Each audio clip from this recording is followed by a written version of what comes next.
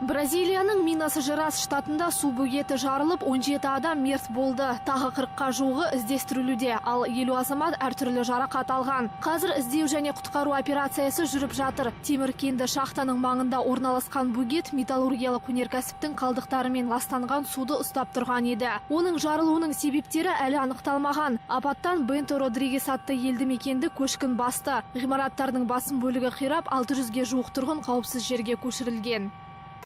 Франция билігі ислам мемлекеті лаңкестік тобымен қарсы күрес үшін Ирак пен Сирияға Шарль де Голль атты ұшақ тасушы кемелерін жіберетіні жөнінде мәлімдеді. Париждің әскери жойғыштары Біріккен Араб Әмірліктерінің Дассо Рафаль және Йорданияда ұшатын Мираж атты ұшақтарының қатарына қосылмақ. Есте болса, Франция Сирия территориясындағы экстремистердің позицияларына қарсы алғашқы шабуылды өткен айда бастаған еді, ал Иракта әуе операция барысында жендеттердің объектілеріне барлығы 271 соққы жасалды.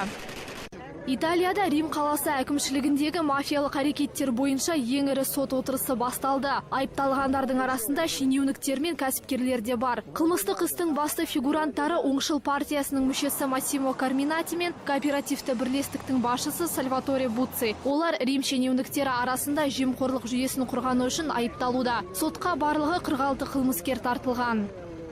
20 мыңға жуық азамат Бухарест көшелерінде билікке қарсы кезекті ереуілге шықты. Сәрсенбі күні жанжалға қатысты мемлекет премьер-министрі Виктор Понта мен оның үкіметі отставкаға кеткен. Алайда оған қарамастан наразы халық саяси жүйені толығымен өзгертіп, жемқорлықты жоюды талап етуде. Сондай-ақ демонстранттар кезектен тыс сайлау өткізуге шақырды. Ол үшін саяси партиялар парламенттен өз еркімен кетуі тиіс. Румыния президенті премьер-министрдің уақытша қызметіне бұрынғы білім министрі Сорин Кампинауды тағайындады.